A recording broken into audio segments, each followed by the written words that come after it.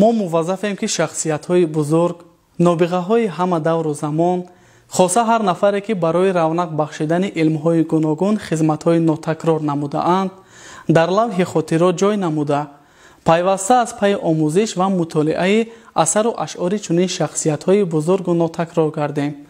воқеан ҳам қаҳрамони имрӯзаи барномаи мо аз умраи шахсиятест ки номи некаш бо таълифоти асарҳои баландмазмун хоса шоҳнома имрӯз дар ақсои ҷаҳон садо медиҳад. салом бинандагони азизи барномаҳои телевизиони Тоҷикистон. қаҳрамони барномаи имрӯзаи мо ки айни ҳол меҳмони кошонаи ҳар яки шумост Абулқосим Фирдавсӣ мебошад. бинандагони азиз, дар идомаи барнома шуморо аз рӯзгор ва хизматҳои қаҳрамони барномаи имрӯзаамон ошно менамоем. Абулқосим Фирдавсӣ гӯяндаи номитарин ҳамосаи миллии қавмҳои ориёи наჟод шоҳнома аз рӯи тадқиқоте ки ба гуфтаҳои худи шоир ва сарчашмаҳои қадимӣ ва боэътимод такя доранд, дар соли 940 мелодӣ дар деҳаи Пожитос ба дунё омадааст. Фирдавсӣ аз деҳқонзодагони замонаш буд. ӯ айёми кӯдакию навҷавониро бо иззату сарфарозӣ гузаронида, бо фарҳанги деҳқонон тарбият ёфта буд. фирдавсӣ мисли ҳамаи шоирони гузаштаи мо ки дар аҳди сомониён зиндагонӣ кардаанд, тамоми илмҳои ҷории замони худашро медонист. ӯ аз забони паҳлавӣ бархурдор буд. худаш мегӯяд ки ман паҳлавӣ медонам. забони тозӣ, яъне забони арабиро ки дар он давра тамоми осори илмии ибни Сино, Абу Райҳони Беруниву Закарияи Розӣ ва дигарон ба ин забон навишта мешуд, онро медонист ва онҳоро мутолиа карда буд. аз фалсафаи юнон бисёр баҳраи комил дошт. бинобар ин унвони ҳакимро дар гузашта ба он касоне медоданд ки тамоми илмҳои ақливу нақлии замони худашонро фаро гирифта бошанд ва аз анвои улуми адабӣ ҳам бархаврдор бошанд ва улуми шаръиро ҳам донанд. ва ҳамаи ин илмҳое ки мо ном гирифтем Абулқосими Фирдавсӣ бузург медонист ва худаш аз ниҳодан ҳам шахси ниҳоят хиратгаро буд, ниҳоят донишманд буд ва тамоми донишҳои инсониро хеле хуб медонист ва барои ин гӯем шоҳиди гӯё худи ҳамин матни шоҳнома аст ва ӯро ҳаким гуфтаанд. ҳаким Фирдавсӣ. мо дар гузашта шоирони ҳаким чандон бисёр надорем. ҳаким Носири Хисрав дорем ки ӯ ҳам хиратгаро аст, ақлгаро аст. хуб мо дорем ҳаким Низомии Ганҷавӣ ки соҳиби Хамса аст, ӯ ҳам ҳамчунин аст. фаҳмидед? ва чанд шоири дигар дорем ки унвони ҳаким доранд ва яке аз онҳо ҳамин Абулқосими Фирдавсӣ аст. Фирдавсӣ бузург дар ҳамон давра арз кунам ки ҳамаи дороии худашро барои таълифи ҳамин шоҳнома сарф кард. ҷавонии шоир ба солҳои рост омад ки бо сиёсати мудороҷӯӣ, озодандешӣ ва фарҳангдӯстии сомониён озодии тафаккур барқарор буд ва пайравони ҳар андешаву оине ба осоиш мезистанд. ҳамчунин айёме буд ки замзамаи мухолифат бо фарҳанг ва мероси замонаш рӯ ба густариш буд ва ниёз ба якпорчагии ҳамагонӣ барои ҳифзи дастовардҳои фарҳангӣ ва бақои таърих ва қавмият беш аз пеш احساس میشود.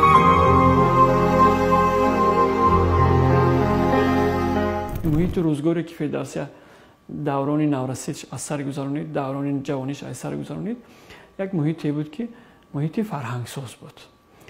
در عموم البته شما بدونید که در حیات شخصی خواه زندگی به نقصها به کمبودی ها نمیشود. روزگار فردوسی یک روزگاری بود که از این چیزا پورا آری نبود. اما ما باید بدونیم که والدین فردوسی، گذشتگان فردوسی دهقان بودند. اکنون برای تماشابین عزیز همین نکته را باید ذکر بکنم که دهقان در معنای امروزش به معنی یک نفر کشاورز فهمیده می شود. اما اصلا کلمه دهقان این از همون ریشهش از همون دهگان یعنی صاحب دهه برمی آید. یعنی گذشتگان فردوسی تنها یک دهقان خاکپاش نبودند. اونا حاکمان بودند، صاحبانی یعنی حکم روایان دهه ها، منطقه های معین بودند. و بعدا تا عصر 13 یعنی تا آمدن مغول ها اصلا دهقان همون یک فئودال میگفتند. یک انسانی زمیندار، یک آدمی ثروتمند، یک نفری که طوری که اشاره کردم دهه های معین زیر دستش بود. انا فردوسی در همین خیلی محیط تولد شد. حکیم ابوالقاسم فردوسی نه تنها در ادبیات ما балки дар адабиёти дунё як нобиғаи бузургу нотакрор аст.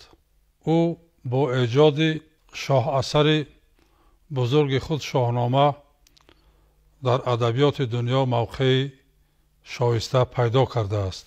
агарчи рӯзгори абулқосим фирдавсӣ дар замоне бисёр мураккаб ва пуртазод сипарӣ шуд, вале дар он замон низ ӯ фурсат ёфт ки шоҳасареро ба мисоли шоҳнома эҷод кунад.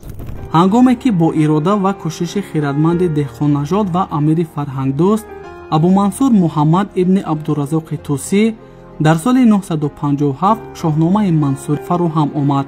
фирдавсӣ ҷавони 17 сола буд. пас аз 20 сол онро дақиқӣ бо фармони нуҳ ибни мансури сомонӣ ба назм дароварданӣ мешавад. гумони яқин он аст ки ошноӣ бо шоҳномаи абумансурӣ ва 1000 байти маснавии нотамоми дақиқӣ дар дили фирдавсӣ ки нигарони сарнавишти таъриху фарҳанги он замон буд, шавқи эҷоди шоҳномаро парвариш доданд.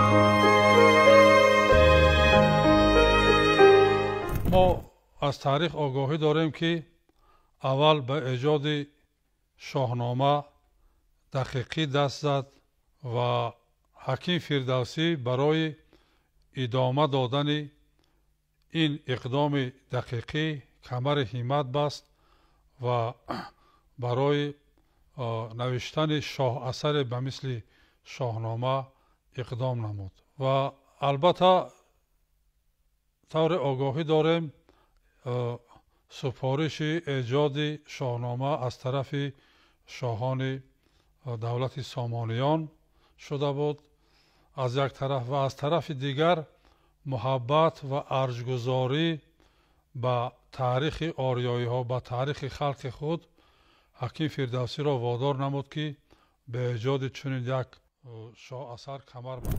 пеш аз он ки ба навиштани шоҳнома оғоз кунад вай чандин сарчашмаҳои дигарро мутолиа кардааст, ҷустуҷӯҳо анҷом додааст ва дар охир фақат ба хотири як чиз, ба хотири нигоҳ доштани мана ҳамон давлати сомониён, ба хотири тарбияи ва тандурустии мардум даст ба шоҳнома зад. пас аз дақиқӣ, вақте ки дақиқӣ 1000 байт, зиёда аз 1000 байт навишт, ҳамин корро ба дӯши худ гирифт ва бо боварии том, бо боварии калон ба ин кор даст зад. абулқосим фирдавсӣ аз номдортарин шоирон ба шумор меравад. аз маъруфтарин осори вай шоҳнома аст ки дар муддати 30 сол навишта шудааст. дар дигар асарҳои аз ҷумла одиссея, илионӣ ё асарҳои дигар халқҳо мо дар бораи хират, дар бораи дониш ё некӣ камтар сухан пайдо мекунем. ҳатто баъзан ягон бор калимаи хиратро мо дар ин асарҳо пайдо намекунем. аммо дар шоҳномаи фирдавсӣ ин воҷаҳо аз 1000 то 1500 маротиба такрор шудаанд. масалан воҷаи хират, дониш, некӣ, тоҷ, тахт, паҳлавон воҷаҳои ҳастанд ки саросари шоҳномаро фаро гирифтаанд ва мисли як хати сурх аз лобалои ин шоҳасар мегузаранд. ҳамаи он фоҷиаҳое ки дар шоҳнома ба вуҷуд омадааст натиҷаи нафси фармонкор аст. бибинед дар образи афросиёб, дар образи кайковуз, дар образи рустаму суҳроб, ҳамаи персонажҳои шоҳнома ҳаминро нишон додааст ва ихтор додааст фирдавсии бузург ки инсон бояд эгои худро, яъне нафси фармонкори худашро маҳор бизанад, ҷилав бигирад. дар умум агар бигиред, ҳамин идеяи асливу асосии мазмуни шоҳнома ин маҳкуми мани фармонкор аст ва маҳкуми найрангу фиреб аст. масалан дар достони рустаму суҳроб, суҳроб кушта мешавад ба дасти падари худаш.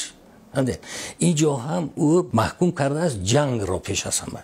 мегӯяд ки эй инсонҳо, ҷанг накунед ки оқибати ҷанг фоҷиа аст ва дар образи рустаму суҳроб ҳаминро нишон медиҳад. ва рустам вақте ки писарашро аз байн мебарад, ӯ бисёр афсӯс мехӯрад ки ин то паҳлавони бузург зода шудааст. اما پادشاهان زمان یعنی کیکاووس مخصوصا افراسیاب نمیخواست که پدر و پسر یکدیگر را شناسند. اونها راه فریب را پیش گرفتند. خب میتوانستند که این جنگ رو پیشگیری کنند، لیکن افراسیاب میخواست که یا رستم یا سهراب از بین برده شود. فهمیدید؟ بنابراین در نتیجه رستم پهلوان فرزند نوری دیده خودش رو میکشد. یعنی فردوسی جنگ را محکوم کرده است.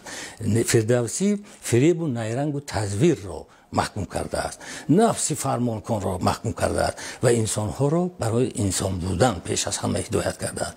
بنابراین این داستان این یک داستان بزرگ که 60,000 بیت است و 55,000 بیت آنها چاپ شده است و من فکر میکنم که اصالتش هم در همین است. شاهنامه اثری هست که در آن تنها یک تاریخ و تمدن و فرهنگ و قهرمانی های مردم ما انعکاس نیافته است، بلکه اثری است که در آن همه آن چیزی که برای انسان ضرور است در آن وجود دارد. مثلا از آنو که فردوسی را همچون هنرمند، شاعری هنرمند اگر بخوایم معرفی کنیم، هرچند که شاهنامه اثر اپیکی است، یعنی در اثر اپیکی که حادثه واقعی موجود است، در آن هنر مهارت نشان دادن در بیان، در نو کردن جنبه لفظی کلام چندان مهم نیست، اما هر جایی که فردوسی خواست آنچنان تصویرهایی کرده است که یگان شاعر لیریکی دیگر در پای اون نمیتواند برابر ایستد. همین مسئله بود که او را در تاریخ نقد اسیمیانگی ما مسئله موازنه مینامند. دولتشاه سمرقندی در عصر 15 میگوید که در ردیف قصیده های انوری میتوان قصیده های خاقانی را بنیاد، در ردیف غزلیات سعدی حتی از آن بالاتر هم میتواند غزل های امیرخسرو دهلوی قرار بگیرد، اما در ردیف فردوسی باز کی را میتوانیم قرار بدهیم؟ و واقعا هم هیچ کس دیگر نمیتواند در ردیف فردوسی قرار بگیرد. фирдавсӣ дар 40 солагӣ ба навиштани шоҳнома бар асоси дафтари мансури абумансурӣ оғоз намуда онро баъд аз 30 сол яъне дар 70 солагиаш ба поён расонидааст. номаҳои кӯҳанеро дарёфт намуд ҳаким фирдавсӣ ки то замони ӯ камаш 2000 сол гузашта буданд. яъне агар ҳисоб кунем то имрӯз зиёда аз 3000 сол мешавад. яъне рӯйдодҳои шоҳнома зиёда аз 3000 сол аз ин ба вуқӯъ пайваста буданд. ҳамин гуна дар асоси номаҳову санадҳову маълумотҳои кӯҳани ориёӣ ҳаким фирдавсӣ шоҳномаро дар таи зиёда аз 30 сол эҷод мекунад ва ин меҳнати кам нест. чӣ қадар қудрати рӯҳониву ҷисмониву равонӣ лозим аст ки 30 сол дар пайи эҷоди як шоҳасар инсон заҳмат бикашад. аз тарафи дигар чӣ қадар меҳру муҳаббат ба таърих, ба халқ, ба кишвар, ба ватани ориёӣ лозим аст ки инсон монда нашуда 30 сол заҳмати бисёр тоқатфарсо бикашад то шоҳасареро ба мисли шоҳнома эҷод кунад. шоир дар ҷавонияш баъзе достонҳои кӯҳанро ки миёни мардум ривоят мешуданд ва ё китобат шуда буданд ба назм даровардааст ва онҳоро дар таҳрири нахустини шоҳнома ҷой додааст. ҳаким дар замони пеш аз калимаи ҳикмат аст. ҳикмат ба унвоне аст ки ба нафароне дода мешуд ки онҳо тамоми улумро фаро гирифта бошанд. ҳаким носири хисрав, ҳаким абулқосим фирдавсӣ, нафарон дигар аст ки абулмаонӣ, халоқулмаонӣ, дигар унвонҳое аст. аммо ҳаким касе аст ки дар баробари ине ки ӯ масалан шоиру нависанда аст, аз тамоми улуми замона бархурдор аст. онҳо аз علم جغرافی، از علم حکمت، از فلسفه، از تمام اون علم تیب در اصطلاح امروزه ما اکادمیک، بلندترین مقام در جدای علم اکادمیک است. در آن روزگار بلندترین عنوان در علم حکیم بود، یعنی حکیمی سخنور، حکیمی که دانشمنده که همه اون دانش‌هایی که در روزگار خود رایج بود از خود میکردن، یعنی که اونها رو میدونستن، اونها رو در زندگی تطبیق میکردن. برای همین هم اون تخلص حکیم به فردوسی داده شده است.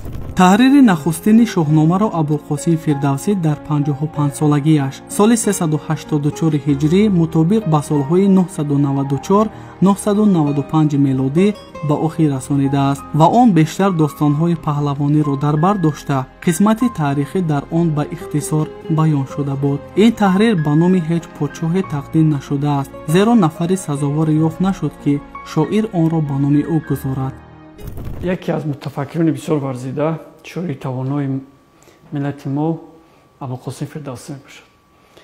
албатта шумо медонед ки фирдавсӣ дар як муҳите таваллуд шуд ки он муҳит замони таваллуди фирдавсӣ дар зери идораи ҳукумати сомониҳо қарор дошт ва мо аз таърих медонем ки давлати сомониён ё ки ба баробари ба сари қудрат омадани сомониҳо дар қаламрави мовароунаҳр ва хуросони таърихӣ яъне тоҷикзамин як муҳити бисёр илмӣ, адабӣ ва фарҳангпарварӣ эҷод гардид. зеро ки амирони сомонӣ чунин сиёсатро мепарвариданд ва ман фикр мекунам ки дар зери ё ки дар зери умуман дар ҳамин гуна як фазои бисёр фарҳангӣ, адабӣ, илмӣ як қатор шахсиятҳое ба монанди абулқосим фирдавсӣ, рӯдакӣ, ибни сино, робияи балхӣ ва чандин нафарони дигар ба майдони илм ва адабиёти тоҷик ворид шуданд ва воридшавии онҳо тавонист ки ҳамин давраи илму адабиёти моро ба як давраи заррин табдил бидиҳад. фирдавсӣ чанд сол мунтазири падид омадани марди саховатпешае мешавад то ба ин восита аз дарвешию зиндагонии ба ранҷи хеш дар пиронсолагиаш раҳоӣ ёбад. аз шоҳнома бузургтар асари дигаре нест ки мардуми моро барои ба худ бишиносонад. фирдавсӣ ин ҳаким аст. ҳаким яъне донишманде ҳаст ки воқеан аз тамоми улуми замонаи худ бохабар буд. ғазолӣ ба шогирдон рӯзе мегӯяд ки ман он чи ки ба шумо муддати 4 сол дарс додам ҳаминро фирдавсӣ дар як байт ифода кардааст. ин сухани ғазолӣ аст ва он байт ҳамин аст ки ба некӣ гарою маёзор кас раҳи растагорӣ ҳамин асту бас. яъне дар ҳамин ду мисра он илму он маълумотеро ки ман дар тӯли 4 сол ба шумо дарс додам фирдавсӣ дар ҳамин як байт инъикос кардааст. бинед ҷанбаи маърифатии шоҳнома аз ҳар ҷиҳат бузург аст. ҳам ҷанбаи иҷтимоӣ, ҳам ҷанбаи ахлоқӣ, ҳам ҷанбаи сиёсӣ, ҳам ҷанбаи асотирӣ, ҳам ҷанбаи таърихӣ, ҳам аз ҳама ҷиҳат яъне шоҳнома ғанитарин асарест ки дар худ тамоми чизро ниҳон доштааст. ва дигар ин ки масалан нигоҳ кунед аз лиҳози замонӣ чӣ қадар давраҳоро фаро мегирад, чӣ қадар қаҳрамонҳо, чӣ қадар персонажҳо дар ин асар аст. яъне ҳам қисмати асотирии шоҳнома, ҳам қисмати паҳлавонии шоҳнома ва ҳам қисмати таърихии он аз ҳама ҷиҳат қобили пажӯҳиш аст. дар ниҳоят абулқосим фирдавсӣ умед ба султон маҳмуд баст ки соли 999 аз халифат маншури санади ҳукуматро гирифта буд. ӯ тарбияти фарҳангӣ дошт ва худро аз ҳаводорони суннатҳову фарҳанг вонамуд мекард ва ҳимояти аҳли донишу адаб мезад. шоир тасмим мегирад ки шоҳномаро ба номи султон маҳмуд гузорад. дар таърихи халқҳои дунё шоҳнома беназир аст. агар мо достонҳои кӯҳани юнони қадим одиссея ва илёниро бигирем, шоҳнома аз ҳарду ин асар якчанд маротиба зиёд аст. ҳам аз лиҳози ҳаҷм, ҳам аз лиҳози маънӣ, ҳам аз лиҳози паҳлӯҳои эҷодӣ шоҳнома фаротар аз ҳар як асари дигари дунё ҳаст.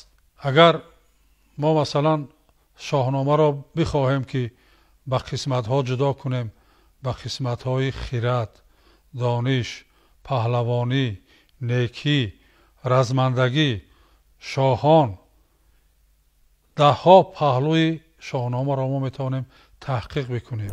охири асри 10 поёни давраи офариниши шоҳнома ва асри андешаву фарҳанг маҳсуб ёфта асари безаволи абулқосим фирдавсӣ аз асрҳо то ба қарнҳо ҳифз гардида дӯстдорони адабиёту фарҳанг ин осори гаронбаҳоро то ба имрӯз оварда расонидаанд. шоҳномаи фирдавсиро ҳамаи روشنفکرانی که در زمانه‌های گوناگون زندگانی کردند شاهنامه بی‌زوال گفتند. بی‌زوال یعنی این اثری است که وای زوال نمی‌یابد، یعنی از بین نمی‌رود. واقعا اعتبار و حشمت شاهنامه تا به امروز تا رفت افزون شده می‌رود و هیچ کاسته نمی‌شود. ببینید که شاهنامه در آخر عصر 10 و آغاز عصر 11 از طرف فردوسی بزرگ ایجاد شده است. فردوسی خودش شاعری دربار نبود، او در دربار کار نکرده است، اما مثلا شاعری بزرگ عصر 12 که در زمان سلجوقیان فعالیت کرده است و شاعری بزرگ درباری هم هست. شاهنامه ایجاد شد. شاهنامه را علمان در طول زمانه‌های خیلی گوناگون به آموختن شروع کردند.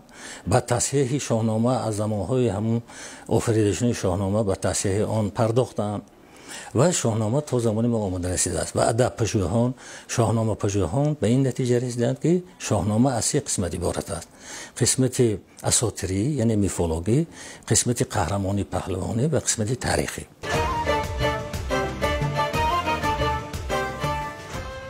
با تشبث و ابتکار اساسگذار صلح و وحدت ملی پیشوای ملت پرزیدنت جمهوری تاجیکستان محترم امامعلی رحمان کتاب شاهنامه ابوالقاسم فردوسی چاپ شده امروز به هر یک عائله تاجیک تقدیم گردیده ایستاده است. این اقدام پیشوای ملت محترم امامعلی رحمان دلیل آن است که ملت تاجیک مردمی فرهنگ پرور و کتاب دوست بوده از ازل رو به کتابخانه آورده است و تقدیم شاهنامه به هر یک عائله تاجیک این اقدام سری وقتی بوده در بلند برداشتن خودآگاهی و خویشتنشناسی و وطن دوستی جامعه نقش ماندگار می‌گذارد.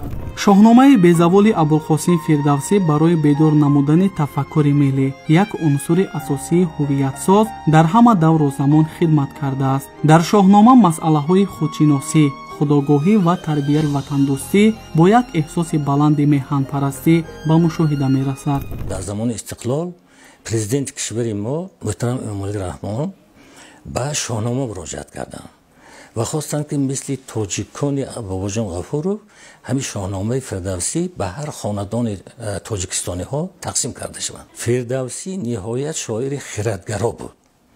به خرد، به دانایی، به عقل بسیار توجه داشت و آدمان رو به خرد سالاری دعوت میکرد، به انسان سالاری دعوت میکرد، به انسان بودن دعوت میکرد. یعنی در آغاز شاهنامه مطلع شاهنامه از ستایش خرد و خردگرایی شروع میشود. حتی یک بیتش که همه میدونن شعار شده: توانا بود هر کی دانا بود، به دانش دلی پیر برنا بود. یعنی اینجا هم به دانایی انسان ها، به دانش افزون کنی انسان ها، به خردگرایی انسان ها فردوسی خیلی توجه داشته است. فردوسی سخنور است که در ادبیات عصری میانگی ما سخن رو به عرش اعلا برده رساند و از یک جهت ترکیبی لغوی زبان تاجیکی پس از شاهنامه که 90% آن همه کلمه های فارسی تاجیکی هستند، یعنی اعتراض کردن، خودداری کردن از استعمال کلمه های عربی در آن به مشاهده میرسد.